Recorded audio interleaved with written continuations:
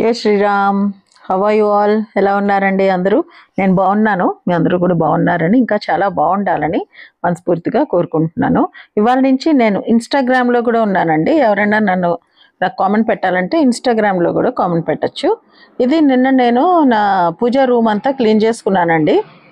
ఇవాళ నుంచి స్పందనాది నోములు ఉన్నాయి, శ్రావణ మంగళవారం.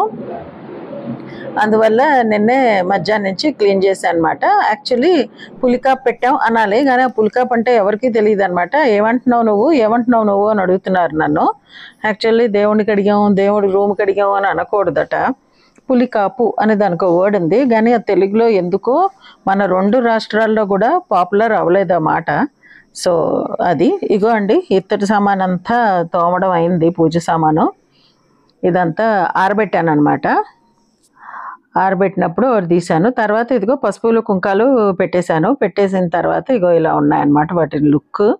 ఇక్కడేమో ఇది గంధం కావాల్సి ఉంటుంది, అందుకని సానా చెక్క కూడా కడిగి రెడీ చేసి పెట్టించాను. ఇది శ్రీ యంత్రం అనమాట అండి, పెద్ద రేకు లాంటిది. అది కాక ఇగో ఇక్కడ శ్రీ చక్రం కూడా ఉంది, మేరు అంటారు కదా, అది కూడా ఉంది నా దగ్గర. ఏవో కొన్ని పెట్టుకున్నాను, నాకు తోచినట్టు పూజ చేస్తాను. కొంతమంది ఏమో శ్రీచక్రం అదే మేరు ఉంటే చాలా పూజ చేయాలి అది ఇది అంటారు. బట్ ఏమో అండి, నాకు తోచినట్టయితే నేను చేసుకుంటున్నాను. అంత మరీ భయపడట్లేదు. కొంతమంది చాలా ఎక్కువ భయపడుతుంటారు, నాకేమో అంత అనిపించలేదు. ఏదైనా ఇంట్లో ఒకవేళ అటు ఇటు ఏదైనా చిన్న చితక సంసారాలు అన్నాక జరుగుతూనే ఉంటాయి. అవన్నీ తీసుకెళ్ళి మేరు ఉంది కాబట్టి నాకు ఇలా అయిపోతుంది అని నేను ఎప్పుడు అలా అంటగట్టలేదు మేరుకి.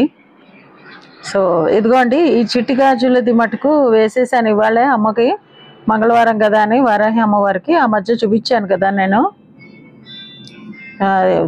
ఒక ఆవిడ నాకు ఇచ్చారు అని.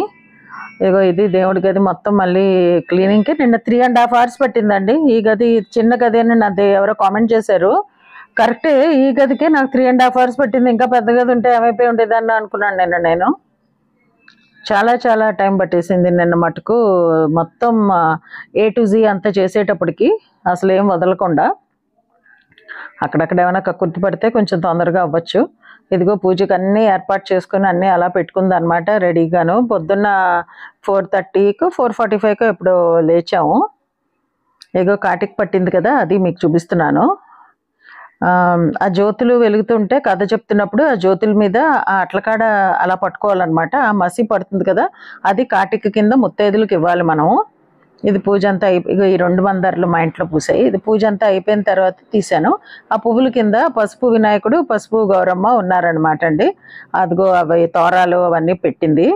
అమ్మవారికి తోరం సమర్పించాలి కదా, ముత్తైదు కోటి ఇవ్వాలి, కత్తి కోటి కట్టాలన్నమాట.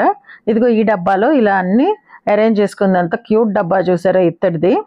నేను చెప్తుంటాను కదా నాకు ఇత్తడివి చాలా ఇష్టం అని. సో ఇది మా వదిన నాకు గిఫ్ట్ ఇచ్చింది అనమాట ఆ మధ్య. ఇప్పుడు అది ఎలా అసెంబుల్ చేయాలో చూపిస్తుంది స్పందన.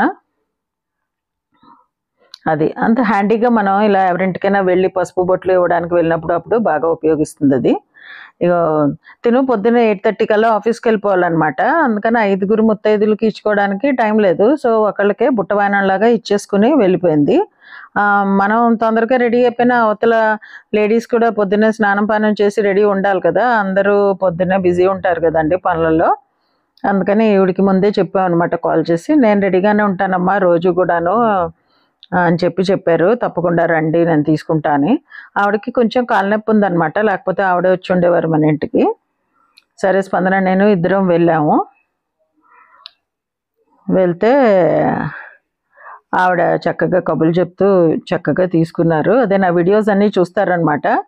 ఆవిడ స్పందనకు చెప్తున్నారు, మీ అత్తగారు 10 మాటలు మాట్లాడితే అందులో 5 మాటలు నీవే ఉంటాయమ్మా, నువ్వు చాలా అదృష్టవంతురాలువే, అంత ముద్దుగా చూసుకుంటారు నిన్ను మీ అత్తగారు అని.